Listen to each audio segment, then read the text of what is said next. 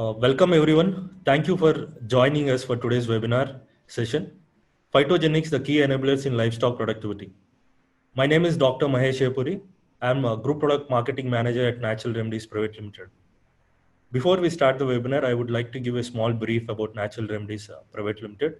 Natural Remedies has a 50 years of rich heritage and is one of the leading herbal company in animal and human healthcare business. We strongly believe in being useful and adding value to the people and society. Our vision is to harness nature and apply science for health and happiness. Today, I would like to introduce our two presenters, Mr. K. Narendra Reddy, Commercial Director at Natural Remedies, Bangalore, and Mr. Prashant D'Souza, Head R&D at Natural Remedies Private Limited. I welcome you both on behalf of our participants. Okay, so a small brief about Mr. KNR. Narendra Reddy presently leads the animal health business of Natural Remedies Private Limited. He has a total of 29 years of experience in the field of animal health. He has done his graduation from Kakatiya University and masters in IIM Ahmedabad. Apart from his achievements at work, he has also been a recipient of several laurels. Some of his prominent ones include the Great Manager Award from Economic Times and People Business Group and a Long Service Executive Award from NRS Publications in CEO Forum 2016. His key strengths includes he is a very self-motivated person, result-oriented sales and marketing professional with strong leadership abilities. And coming to our next presenter, Mr. Prashant D'Souza. Prashant D'Souza is a senior scientist and head of animal health R&D at Natural Remedies Private Limited. He has over 30 years of experience in application of botanical products for fostering animal health and productivity. He was the lead researcher who has led to the development of India's first wound healing herbal spray, Topicure, which you all are aware of. He has over 50 years of 50 research publications, and he is a visiting professor at Department of Veterinary Medicine at the University of Italy. And he is also a member of American Association for Advancement of Sciences. So the main objective of today's seminar is to present a brief introduction on phytogenics. In this webinar, we would be touching few aspects like what are phytogenics and how they are developed, how efficient do they work on livestock, and what is the future of phytogenics in livestock. So as I've already briefed the today's topic, so I would like to start the discussion with Mr. Prashant D'Souza. Mr. Prashant D'Souza, as you are very much aware, we are here to discuss on phytogenics and how they are helping in increasing the animal productivity. So we would like to know what are phytogenic feed additives and how they are developed. Hello everyone, a warm welcome to all of you. Phytogenics, they're also called as phytogenic feed additives, abbreviated as PFA, are basically botanical preparations or herbal preparations designed to improve productivity or health of farm animals. That's the simple definition. So how they are made, they could be standardized botanical powders, that is you dry plant material, mix them, and you could have a feed additive. You could also use extracts, you could use essential oils or oleoresins. Or you can mix all this and create a phytogenic feed additive. It depends upon the company's strategy. So the very classical example of phytogenic feed additives, globally if I see, they are mostly promoted as growth promoters, as alternative to antibiotic growth promoters. So, the use of antibiotics is an issue globally because of antibiotic resistance in farm animals. So the antibiotics are being replaced by these phytogenic feed additives. So they are largely targeted for gut health, so that the use of phytogenics can provide a benefit similar to the antibiotics, that is an improvement in FCR, body weight, things like that. So oregano is one product which is globally famous in this category. Similarly, if you come to India, it's almost very common in animal feeds supplement market. The liver powders they call, herbal liver powders, basically liver tonics. So this is also a kind of phytogenic. So phytogenics are directed to improve performance, mostly to improve performance like, body weight, FCR in broilers, egg laying in layers, or milk production in dairy cows. So this is in brief about the phytogenic. I would like to now take you through the process of the phytogenics, the outline of how the phytogenics are developed. So the starting point would be the requirement coming to the R&D from the sales and marketing. They would come up with an idea about a new product, the requirement, the unmet need in the market. And when we receive this request, we put our thoughts, understand the disease biology or the performance biology involved in that particular issue. And then we create an hypothesis. Okay, if we work on these group of plants, or if there are plants which are likely to have this type of biological effect, then this unmet need of the customer could be fulfilled. So we make an hypothesis. Once we make an hypothesis, then we go into what's called the feasibility stage, where we screen medicinal plants, herbal plants, for potential biological effects. So this screening of plants can include the use of in vitro assays like cellular assays, receptor assays. Then it could also include the use of whole animals. So by doing the screening activity, typically it can take 6 to 8 months, sometimes a year. We get hits, we get potential plants which are effective in a particular biological activity directed towards the need of the customer. So once we have these leads, we combine them and develop prototypes. We use mathematical models to combine them. And these prototypes are again tested preclinically, that is in the rodent models, to establish safety and efficacy. Once we have a prototype which is working at the lab level, we then take this prototype to the controlled farm animal level, that we have a research station where we can do controlled trials in the target species, let's say broilers or layers. Once we test them and the efficacy is established at the research station level, in our controlled farm level, then we take this product to a little larger conditions, like the field conditions. We collaborate with our customers or certain research institutes, and we extend our validation in these circumstances just to see how the results are translating from the lab to the field. And if the results are good and encouraging, and we get the proof of concept that it is doing the job, then we do a test marketing and then launch. In between, we do a lot of other things, which include stability studies, short-term and long-term stability studies, safety study, both preclinically, that is in rodents, also in target species. We develop specification for the product, both for the raw material, finished product. In this process, also we identify the putative active compounds, phytocompounds. We also do the scale up, because we would have developed the product in the lab at gram or kg level. We have to scale it up at tonnage level. So we do the scale up technology. Then also we invest in the mode of action, how the product works. So we embrace sciences like genomics, high-end biochemistry, immunohistochemistry, Western blotting, cellular assays. These techniques are used to elucidate the probable mode of action.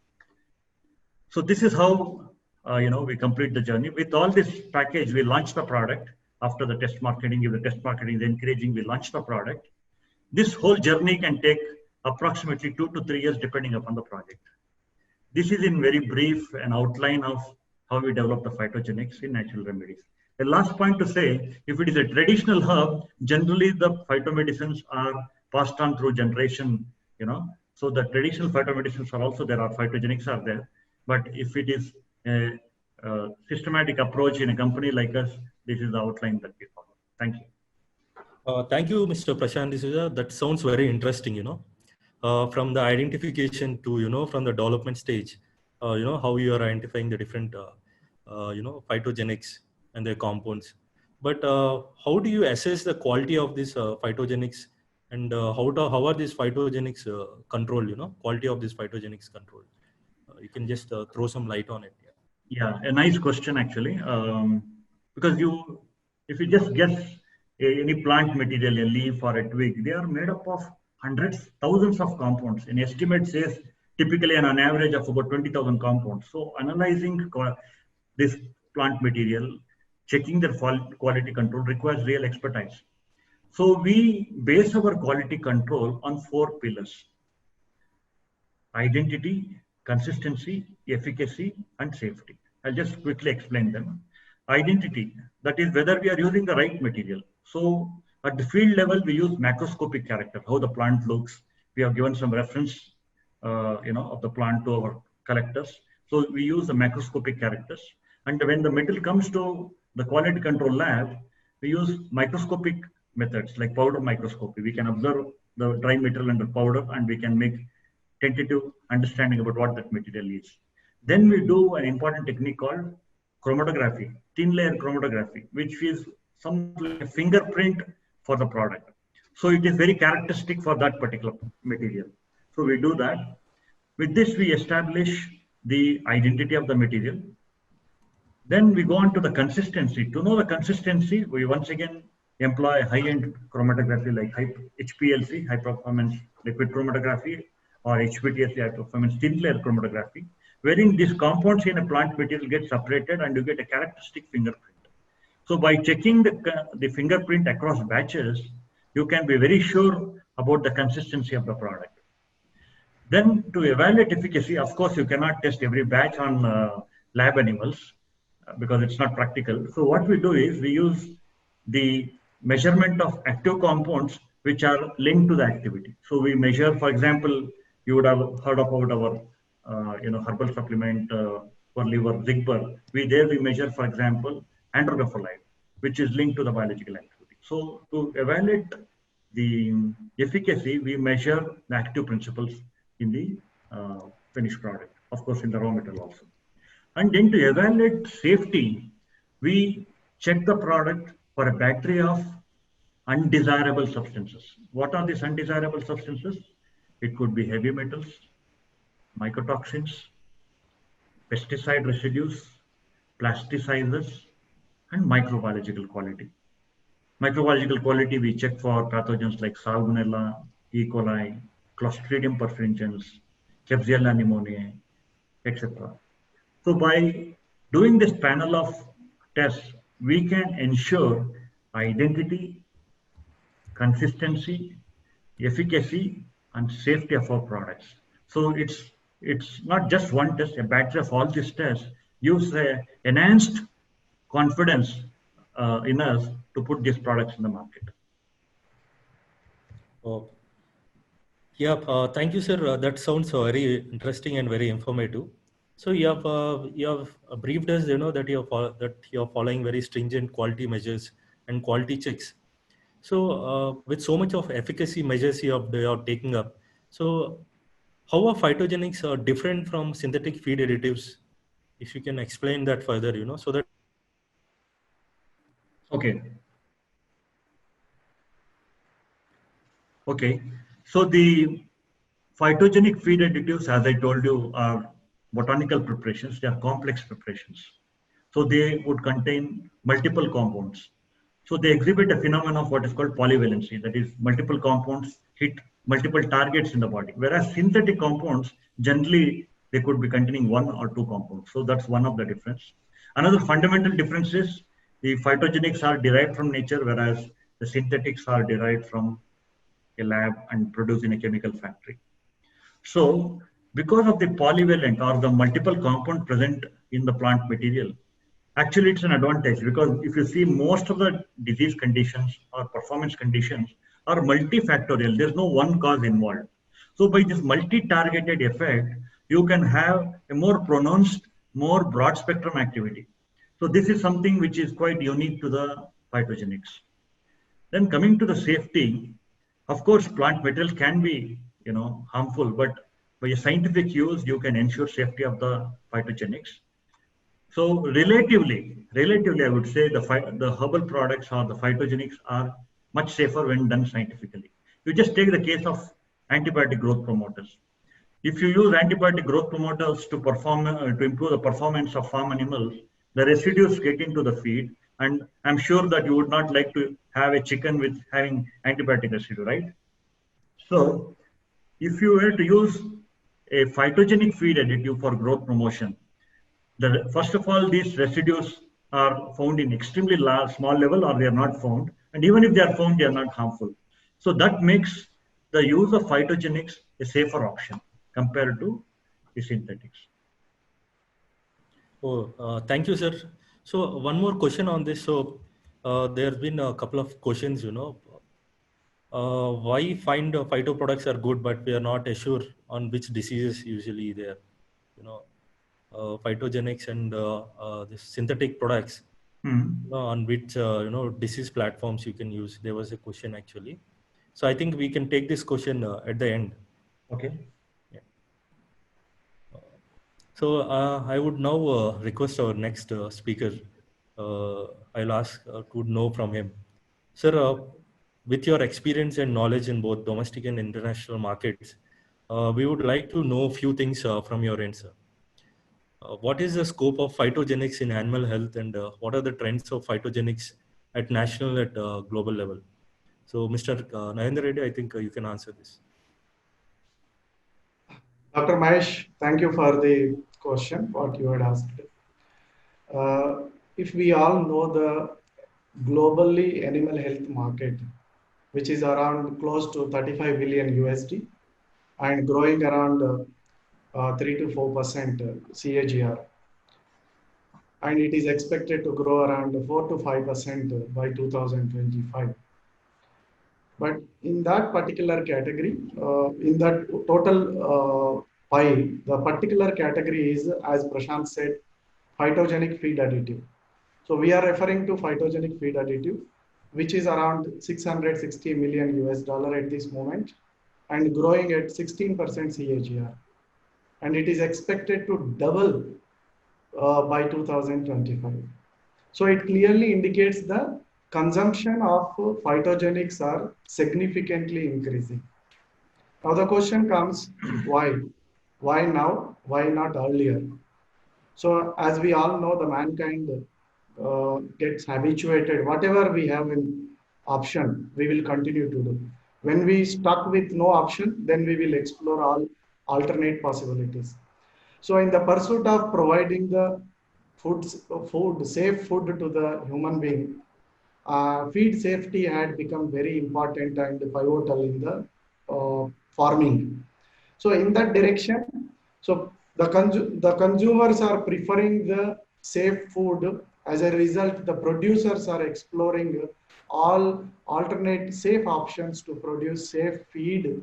In turn, the safe food production happens. So as Prashant said, some of the antibiotic chemical product, even the certain countries like America, big nations are already stopped banning as growth promoters. So in that context, these are the animals which are produced commercially. So therefore, these animals needs the support to enable the productivity. So that is the reason these phytogenics are well patronized across the globe, and the growth trends are very, very encouraging, Dr. Mahesh. Oh, that is very interesting, sir. But I have a question for you, sir. Further to this, what you observe, no? With the increasing requirement of bioresources, how as a organization you are managing for the sustainable supply chain of phytogenics at your end? Okay, it's a very important question. So when the demand arises, when the consumption increases, the demand arises, then two things matters. One is quality and another is quantity. People can provide quantity, but the quality is very important. As I said, the including India and other nations have created stringent measures, strict quality compliance in terms of the unrequired substances the herbal product possesses. So, for example, Prashant was highlighting the pesticides, heavy metals, dioxins. So the quality is also very important. So therefore, what happened earlier when was the small quantities we were depending upon the wild origin wherever we used to get through vendors and all. So now at our organization, maybe many people would have started across the globe. At our organization, we created bioresource team. The strategy of bioresource team is to encourage agriculture farmers, the medium class and lower class agriculture farmers to cultivate these medicinal plants, and we will help them with good cultivation practices as an education, and we will buy back those herbs as a contract farming. So we call it as backward integration. So this is the one strategy we have adopted. And last 3 years, we are slowly expanding. It has got its own challenges, as you know. Whenever new thing we do, definitely it poses to the new challenges. So as we are doing it now at the moment, we are cultivating around seven of important plants which we consume. And the future, we have clear strategy by 2025 how to expand which parts of the country, what kind of opportunities we can provide to the farmer community backing. So this is the strategy in place at Natural Remedies. Second, what is the outcome of this? The outcome of this doing this is two things, Dr. Mahesh. Yes, One sir. is sustainable supply chain, and another is the quality standards. So we can request the farmer. We will not allow the farmer to spray any pesticide for kind. And the soil we test in which we will not have other residue or unrequired substances. So this is the strategy at Natural Remedies at the moment for ensuring the bioresource fulfillment for the growing demands across the globe. Oh, that is very promising, sir, that you have mentioned that you are being useful in the backward integration and you are helping farmers in the cultivation and supporting them. Uh, I would like to know what are the future plans of Natural Remedies, because it's been very promising note you have given. You have been helping people and at farmer level. So what are your future plans at Natural Remedies, and how you're seeing the world? So now, if you, including the current pandemic, which is there at the moment, the whole world is embracing this particular challenge. People are focusing on the alternative medicine. Okay, so as an organization, since 5000 BC, the Ayurveda is well established in India. So as an organization, our focus is to harness the nature by applying the science. So when we use the science, what it means to the end customer. So it means to the end customer, when we apply science, we will understand the molecular part of the herb. The mechanism of action is well established, and a lot of scientific proof and proof of performance is known to the customer. So the core value what we are demonstrating at Natural Remedies is, you know we have to add value. Whomever we meet, whether it is our vendor, whether it is our customer, whether it is our employee. So the core principle, non-negotiable at Natural Remedies is, being useful and add value to others. If we have to add value to the farmer, say for example, the products are produced in India and we are trying to sell in the globe, South American countries, European countries, the feeding practices, the feed, the breed, the management, the agroclimatic condition, multiple variables are there. So in such condition, if a product has to deliver the intended results, one has to understand those variable factors first. So as an organization, we are putting sincere efforts to understand the dynamic changes happening in the customer environment. According to that, we are evolving, we are modifying, we are refining our research process. Therefore, we are becoming more relevant and aligned to the changes what is happening at the customer environment. As a result of that, I see a great future for phytogenics, but those phytogenics which are backed up with science and the relevance to the current modern practices adopted by our farmers and our growing community. Yes, sir. So that is very commendable, sir, which you have stated, I think. So I would thank you both, for giving your valuable inputs and your feedback, and you're presenting on the different topics which we have asked. Uh, so I think we'll go ahead and take some time for questions now. There are a lot of questions, a lot of people messaging me and inboxing me. Uh, I think I'll just see there, take some questions. One of our valued participant has asked an important question. It seems like, okay, here. What are the key issues you're facing in selling phytogenic products? I think, Mr. Nayan Reddy, I think you can answer this question. Yeah, since I had decent exposure in different parts of the world, when these phytogenics are, as Prashant said, there is a lot of validation available. We can add value. When such big benefits are available, why are we not able to conquer the world and overnight we are not expanding this market? So there is a growth. Definitely, if the overall animal health market is growing at 5-6% and phytogenic market is growing 16%, and so that is very clearly evident. It means we are 3 times more growing more compared to the normal product. So the important limitation is, Dr. Mahesh. First of all, I wanted to thank you for the valued participant who had asked this question. I acknowledge this important question. The reason why anything new, we will take it to the customer.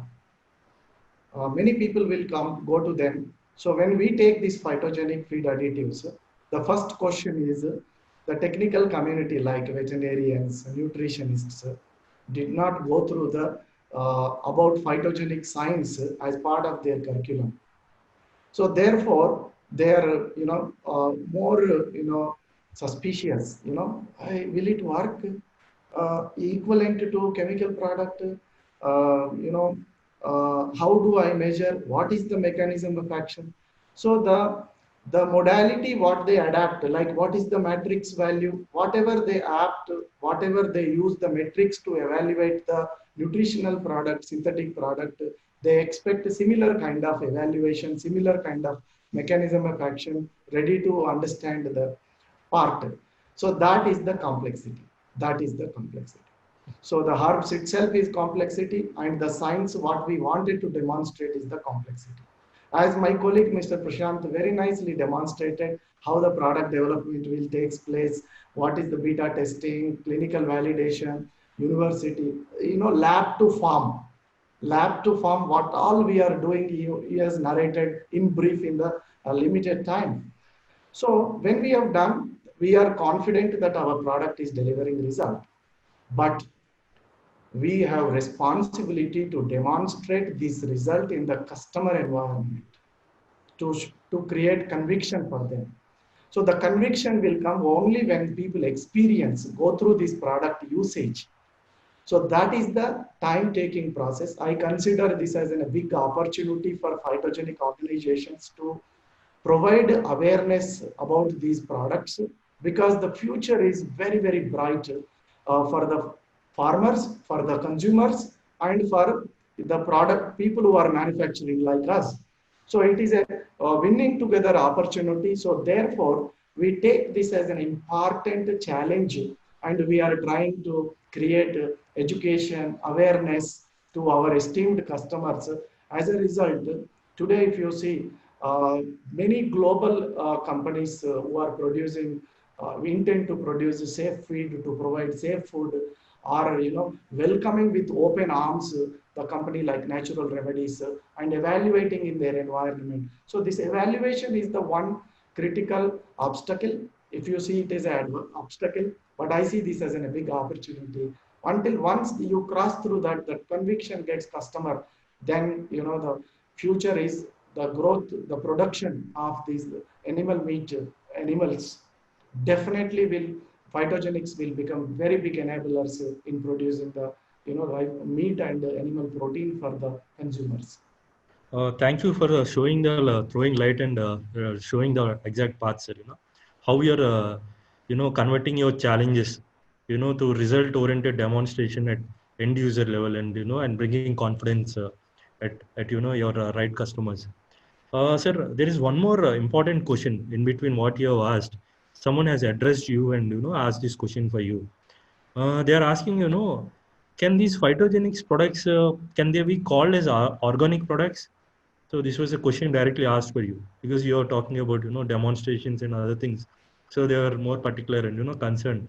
So one esteemed participant has asked, can these phytogenics can they be called as organic?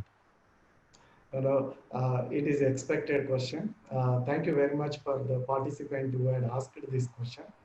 Usually, today the buzzword, the health awareness is increasing. Social media, a lot of meditation, intermittent fasting, organic food, multiple things are coming. Sometimes technology becomes overwhelming for the people what to practice, what not to practice. So the typically the question we get whenever we travel to the international customer, are your product organic? My very precise answer, we don't qualify as an organic. We classified under a standardized botanical product. Why not organic? Being natural, why you don't qualify as an organic? There are certain prescribed guidelines are there. One has to adhere for that. Without adherence, you claim, then you are not doing following the path of integrity. As an organization, the core value what we demonstrate is we acknowledge what we are, what we are not, very openly. So at the moment we are little away for this organic certification and organic cultivation. First we are focusing how to produce the biomass without challenges of undesired substances like heavy metals and pesticides, etc., etc. So once we achieve that stage, since the consumer awareness is increasing for organic food, some of the integrators who produce the chicken, pork, animal meat are already started producing the organic protein. So if they have to produce organic protein, they have to provide organic feed. Then we will play important role. But definitely Natural Remedies is committed, and we are in the path of exploring that, but we are little away for to achieve that at this moment. I think the future is very promising, sir. I think Yeah, the direction which you are showing is that phytogenics and towards the organic path. I think we would lead that way. And sir, I think there are a lot of overwhelming questions, and people, a lot of our participants, esteemed participants, want to know. They are addressing. We want to know from Mr. KNR. So there are a lot of questions which are being asked. So one of the esteemed participant, he is asking, what are the segments? Just I'll just check this question. What is asked? yeah. He's asking, yeah, what are the I segments which understood. have more future growth in phytogenics? He's saying, as you have talked more on the growth aspects, the trends, and how this, phytogenics are the direction which is taking. So he's more interested, in which direction and the future of phytogenics. Yeah, in fact, I thank our esteemed participant for asking very wonderful, appropriate, practically relevant questions. All three questions I felt very relevant and very practical. So, you all know that the genetic potential of the animal is upgraded year on year. From year 2000, if you see until today, every year, we are ready one day.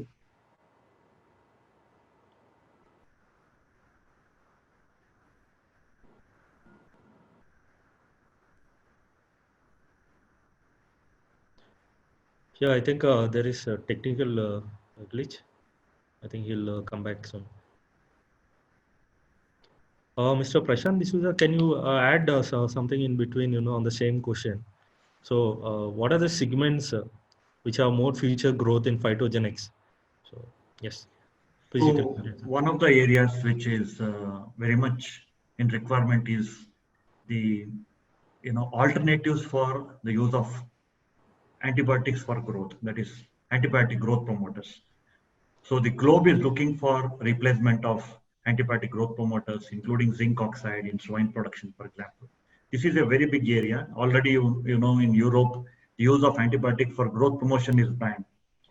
So when you withdraw the antibiotic, there is, okay, Reddy is back. No, you can continue. I think Reddy will join. Little technology issue. Sorry, Yeah. a moment I got into pass mode. Just I will quickly answer this particular question. So the animal is exposed to a lot of stress, and there are a variety of products used to overcome the stress. So then what are the segments for phytogenics? Vaccinations are done. You know, when I started my career, the vaccination cost versus now, if you see, number of vaccines are available.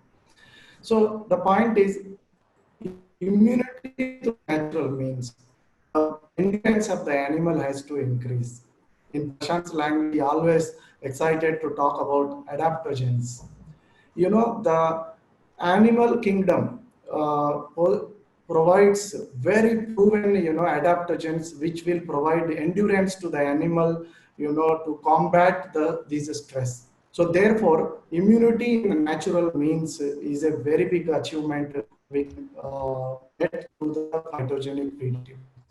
So this is one segment. Second thing is, right from Ayurveda days, everybody knows herbs will play very important role in hepatoprotection and digestion, and you know, supportive therapy for respiration. So these are 3-4 segments we see a great opportunity for future growth. I could see in the chat box for Mahesh, a lot of questions are being asked. I'm also reading and all, you know. Prashant may answer a few more, you know, looking to the, you know, time availability and all.